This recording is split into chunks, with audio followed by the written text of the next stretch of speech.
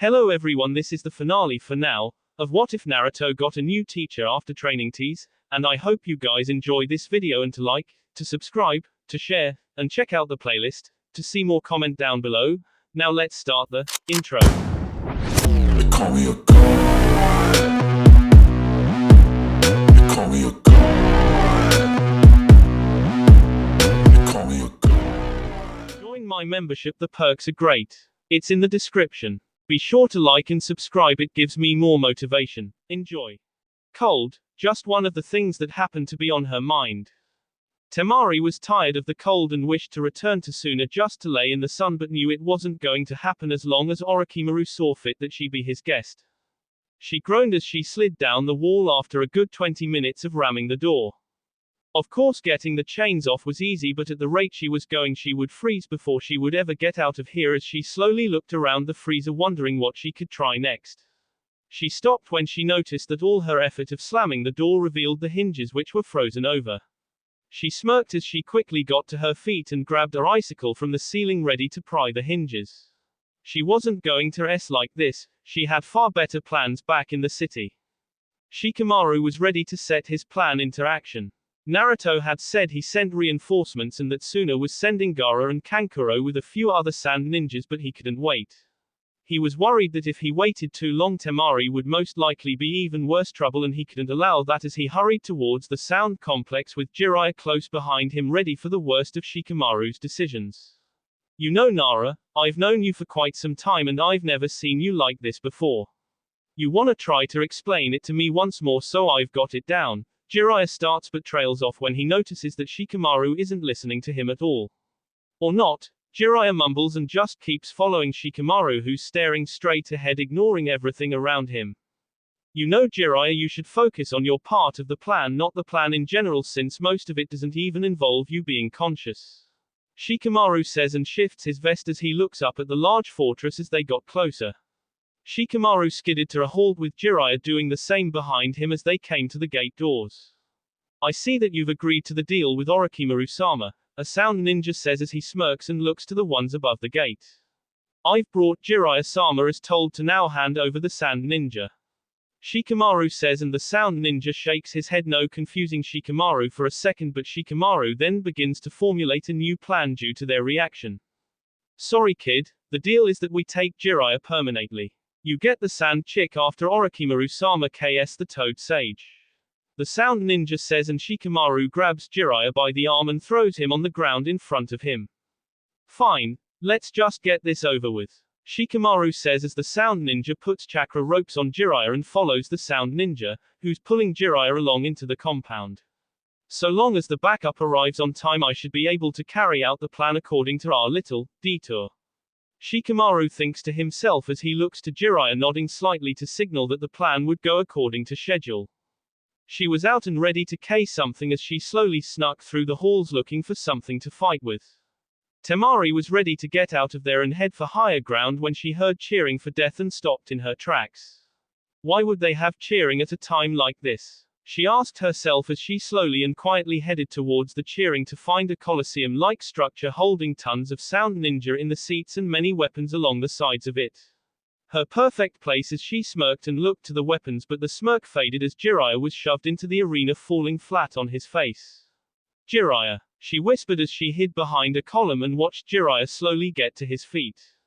She then looked up to the head podium to find Shikamaru standing next to Orochimaru with a look of disgust on his face as the snake jumped down into the arena with Konoha's sword in his hand. Temari didn't know what was going on, but then realized it must have been a plan to save her. As she watched Shikamaru carefully, he hid his emotions well. Her focus snapped back to Jiraiya as Orochimaru began to speak. Fellow sound ninja, we are here to witness the death of one of Konoha's greatest warriors and one of our biggest threats, the third Sannin, and my old comrade, Jiraiya. Orochimaru smirked as the crowd cheered him in his glory. Any last words, Jiraiya? Orochimaru hissed and Jiraiya spit on his feet. Like I have anything to say to you. Jiraiya growls. Orochimaru laughs as he readies the sword. Well then, say goodbye, he says simply and plunges the sword at Jiraiya. Temari spots this as an opportunity and quickly steals one of the civilians' fans and sends a strong wind at Jiraiya and Orochimaru, blowing the sword away so Jiraiya can quickly do a foot sweep, making the snake fall on his back. Temari. Shikamaru yells as the blonde steps out into the light. You started the party without me, and to tell you the truth, Shikamaru, that wasn't much of a rescue. She smirks as she flips over the banister and lands in the arena with the fan in one hand as she grabbed the Konoha sword with the other hand. Ready to play, you snake? Temari asks as Orochimaru gets to his feet. Of course, I was ready the day I was born. Orochimaru growls, but as he goes to charge at her with his jutsu, he freezes in place, a shadow grabbing him as he stands just like Shikamaru. Sorry, I never intended for it to get this far, Shikamaru said as he folded his arms in front of him, causing Orochimaru to do the same. Next time try to think on whether or not the hostage is smart enough to get free. Temari growls lightly and glares at Shikamaru. Yes dear, Shikamaru says slightly as he notices the sound ninja beginning to surround him and the Colosseum with Temari and Jiraiya in it. Well, this isn't very good, Shikamaru says as he looks around at the ninja. We could use that backup about now. And backup you shall have, a voice yells from behind Shikamaru. He quickly looks behind him, making Orochimaru look back to Jiraiya, who in turn punches him in the face. Shikamaru smiles slightly when he notices Lee, Shino, Neji, and Kakashi standing behind him. This is all he sent? Shikamaru asks, a little displeased with the outcome. No, that's not all, a voice says from the Colosseum's main entrance on the ground floor. They all look to the voice to find Naruto, Hinata, Kurenai, Guy, and Anko. Hokage-sama, should we get this party started? Kakashi asks and Naruto slowly nods his head yes. As the Hokage of the Hidden Leaf Village Konohagakure, you are to be executed for your rank as an S-class hidden ninja. Naruto says proudly, it was his first execution after all. Orochimaru eyed him as Anko released Jiraiya from the chakra ropes. Kakashi. Naruto says and Kakashi drops down next to Naruto as the other leaf ninja begin to block the sound ninja from Naruto. And to think I was able to K one Hokage but I can't K the other, Orochimaru growls lightly as Kakashi's eye begins to change, ready to use the Mangekyo Sharingan. You know you haven't seen the last of me, Orochimaru growls, and before Kakashi can use the Mangekyo, Orochimaru turns into 5 snakes what begin to shear away. A substitution, Naruto growls lightly before turning to the others who had rounded up all the sound ninja. I want you to find him. Kakashi, Jiraiya, and Anko, I want you 3 to track down Orochimaru while the rest help bring these ninja back to Konoha to be questioned and put in prison, Naruto says and walks away with Hinata close behind him and with 4 other random Konoha ninja with him also. Jiraiya slowly looks to Shikamaru, who jumps down into the arena, his face slightly pale, knowing Temari would have something to yell at him about, but to his surprise she tackled him to the ground, hugging his end tight. Temari, he whispers and holds her tight. He could feel the cold through her clothes but didn't care as she was now back with him where she was safe and could be watched as he slowly got her off and they got to their feet. Now next time you get mad at Jiraiya for saying something, don't run off, she says, a little angry as he laughs at her comment. Of course Temari, I will. He smiles and she smiles back as she kisses him lightly on the lips and they go after Naruto, leaving Jiraiya alone as the Konoha ninja start dragging the sound shinobi out. He sighs as he heads out after Temari and Shikamaru minutes later, wondering why Orochimaru didn't finish him as quickly as he had tried once before. I thought Gaara-san and Kankuro were to come as well, Naruto, Shikamaru said to the blonde, and he smiled back over his shoulder. They're here. They just so happen to be out in the front making sure no one can get in or out other than us, and they happen to have something to say to you, Shikamaru, Naruto says, and Shikamaru raises an eyebrow and watches him closely. Oh, was Shikamaru's only reply as he watched Naruto closely. He then slowly looked over at Temari. Are they going to K me? He whispers in concern and she laughs lightly. No, they know you well enough, but they might talk to you about what happened here and how you took the situation, Temari says gently, knowing that Shikamaru still feared her brothers. They slowly started back towards Konoha. They had received a carriage where Gaara and Naruto were inside talking. Hinata walked beside it with Temari talking about some training things since Hinata had been trying to prepare for the battle that would happen soon against the Akatsuki. Shikamaru sighed as he walked behind the carriage with Kankuro, who seemed to be lost in thought. You know, Shadow Boy, this war maybe be more than we expected. Kankuro whispered, and this caught Shikamaru's attention immediately. What do you mean? We've already gotten rid of more than half of the Akatsuki, Shikamaru said, and Kankuro sighed inwardly. What's on your mind? Shikamaru asks and looks Kankuro over slowly, wondering if something was bothering him about this war. Even so, the one who cared the fifth is among them, along with Itachi Uchiha and that paper woman. Conan, Kankuro says slowly and looks to the carriage. They won't be so easy to kill. Of course, but we have to try our best. I know, I don't need you to tell me that, I'm not dumb, Nara. Kankuro sneers and Shikamaru sighs and shoves his hands in his pockets as he looks away. He had to admit he was starting to get used to her brothers, even Gaara. We're stopping for a short break, Hinata said back to the boys as the carriage slowly came to a stop. Naruto and Gaara came out in the cage robes but without their hats as they stretch. Shino and Neji jump down from the carriage seat as Lee comes out from in front of the carriage.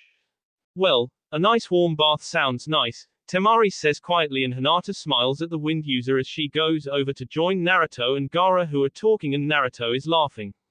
Naruto smiles and wraps his arm around Hinata before she can pull away. She blushes lightly and Gaara smiles ever so slightly as Temari smiles and holds Shikamaru's hand. Well, that sounds like a grand idea, maybe a day or two off when we return, Shizune can handle the office a little longer. Naruto smirks and rests his forehead against Hinata's, smiling. Not too much time off, Naruto-kun, I still have training. She whispers and he strokes her cheek. We'll train too, don't worry about that, Hina-chan. He smiles as Gaara and the others head back to the carriage. Moments later, Hinata and Naruto follow them, Naruto smiling ever so slightly as he does. Naruto awoke early as he had been doing the past week. He smiled as he noticed Hinata fast asleep in bed next him. She had stayed up late last night training in Area 8. Luckily he went out to find her last night since she passed out as he arrived from chakra exhaustion. He got up and headed for the shower as he got ready for the day. Shizune had said she had the office under control for the day, so he decided to do some training of his own till Hinata got up for the day. He got out of the shower 20 minutes later all fresh as he roughed up his hair with a towel to dry it and got dressed as he in the end up in his father's old coat with the flames and the Namika's name on the back. Naruto-kun, a soft voice comes from the top of the stairs as he slowly turned to look up them to find Hinata standing there. What are you doing up, babe? You should be asleep some more, you were completely exhausted last night. Naruto said gently and turned to face her completely. I need to speak with you about something important, she whispers, and it catches his attention completely as he starts up the stairs towards her. When he gets to the top, he wraps an arm around her waist and leads her to the bedroom so she could sit. She had been a bit paler than normal and her voice had been shaky as he helped her sit on the bed and he sat next to her. What is it, Hina-chan? He whispered and she looked up at him slowly. I had a dream, a second invasion from the Akatsuki. The sound came also and the Akatsuki brought a village with them. Cloud, she whispers and watches him closely as he looks over her face. You think it might happen, Hinata? He whispered and she slowly looked back down at her lap. I take that as a yes, he whispers and looks her over and strokes her hair. For now, Hina-chan, get some rest while I go out and train some. She slowly nods as he lays her down and covers her up. He leans down and kisses her forehead before leaving the room in silence and heading outside. He trained hard as shoved another Rasengan into a dummy, tearing it to shreds as he stopped a moment and wiped his brow as he took a deep breath.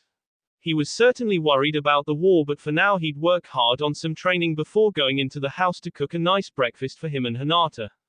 He smiled as he charged another Rasengan in his hands as he charged at the next target, only to shove his hand against a dummy of sand which then exploded on impact.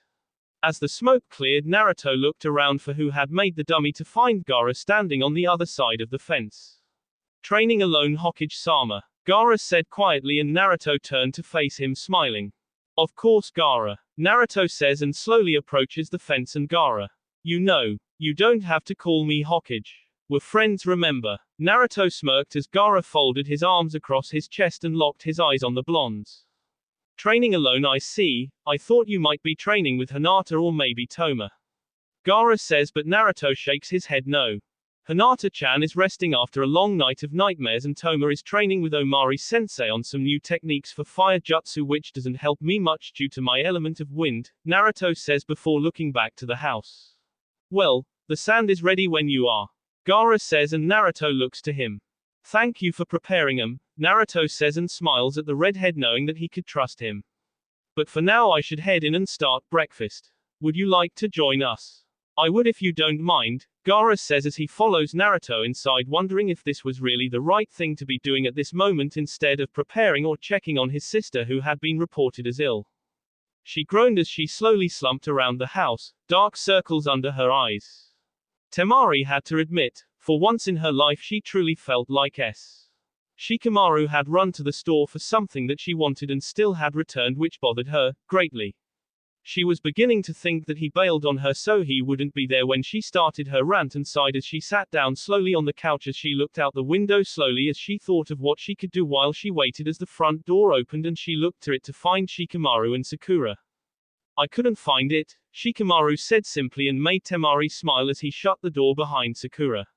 But I think Sakura may be able to help with the pain. There wasn't any problems at the hospital so she came with me.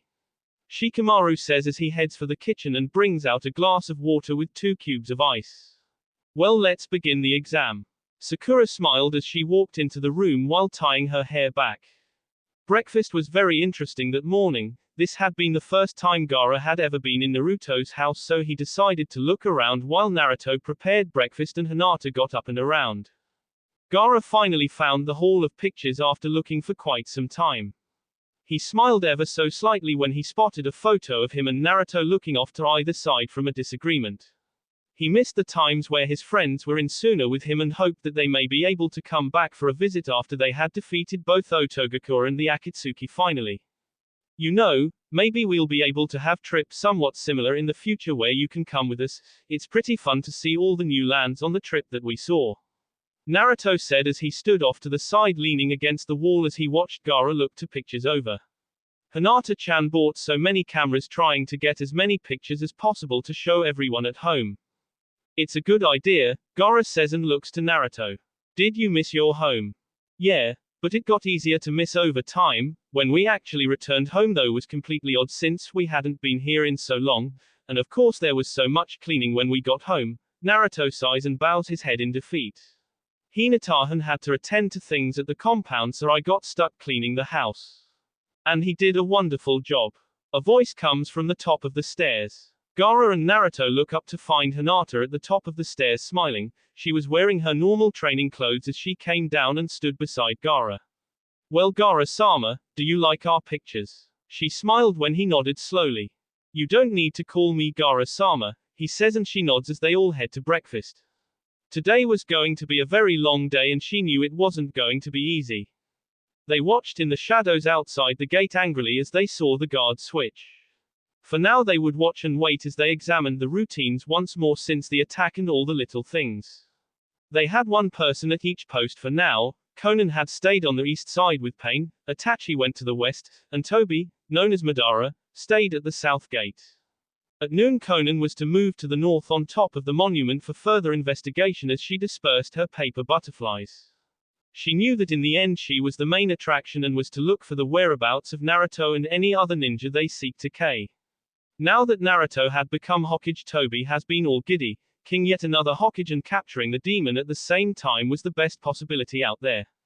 Of course it would take time since the Akatsuki was weak for now and they had been trying to heal for now. Now make sure you watch every little pattern shown and find who the fox is most attached to, other than the Hyuga, Toby said into the radio getting no response from the others, but he didn't expect one from them anyways. Itachi was still in a foul mood from losing his fight. Conan didn't really care as she did whatever Pain told her to do since he was all she had left, and Pain of course wanted to just kill another of the Hokages. Naruto's face would go on the monument within the next week or so and then the people would feel secure. That was the time to strike in Pain's mind, shatter their security. I'm starting the operation, Conan said quietly into the radio as she stood on top of the monument staring down into the crowd as her body began to separate into hundreds of paper butterflies that began to fly into the city looking for their prey. And now the fun begins, Toby says as he stares at the gate in front of him, wondering how long it would take to regain their strength. Unusual, one word to state anything that was different, and Toma definitely noticed something different as he was walking home. He stopped as he watched a paper butterfly pass by. At first he wondered how it stayed up and floating till he realized that people from Suna just so happened to be here and they had the wind on their sides. But why would they waste chakra on a butterfly just to fly around the city? Was it a part of their training to send the butterfly around? He sighed and shook his head as he started back towards the Hokage Tower to report to Shizune on the repairs in the East District. As he walked in, Shizune was immersed in paperwork, something that should have been happening to Naruto, not her. Shizune-san. Toma bows and then stands up straight, getting her attention from behind the paper. Ah, Toma, I see you've come to report, Shizune says as she emerges from behind the paper and sighs as she sets another sorted stack on the table off to the side. Maybe you should have Naruto come back and start signing those so you don't have to worry about them anymore. Toma says, and Shizune shakes her head no as she sits down in a chair to take a break. No, I'm going to make him do it all tomorrow to let him realize that it needs to be done daily or it'll end up like this, and he doesn't like it when it's like this, she says and looks up to Toma. So how are the repairs? They're going well, we're about halfway done so people can start coming back to their homes and shops soon. Hey Shizune, have you ever heard of a Suna ninja who trains with paper? Toma asks, and Shizune quickly looks up at him. What do you mean by paper? Well, a butterfly of paper zoomed by me earlier out of nowhere. I was wondering if it was a training exercise for them since they happen to be from the wind. No, the paper has a different origin. Shizune gets to her feet. Do you remember the Akatsuki attack? Of course, no one could ever forget it. The one who serves right under pain, the leader of the Akatsuki uses paper. She can turn into paper as she pleases and use it as a weapon. Her signature move is to turn into hundreds of paper butterflies. She's most likely the cause of the butterflies zooming around. Shizune says and looks out the window. I've fought her before and I know she only follows orders, so the Akatsuki must be planning something already. Should I warn the Anbu? No. First we have to get Naruto to make any further actions. We can't just do everything without the Hokage's permission. Shizune says and turns to Toma. Could you go get him and Gaara-san? Gaara-san said he was going to Naruto's this morning, so he should still be there. Shizune asks and Toma nods before disappearing. Shizune looks out over the village, not knowing what to do or think about. They've come to make our village suffer once more, haven't they?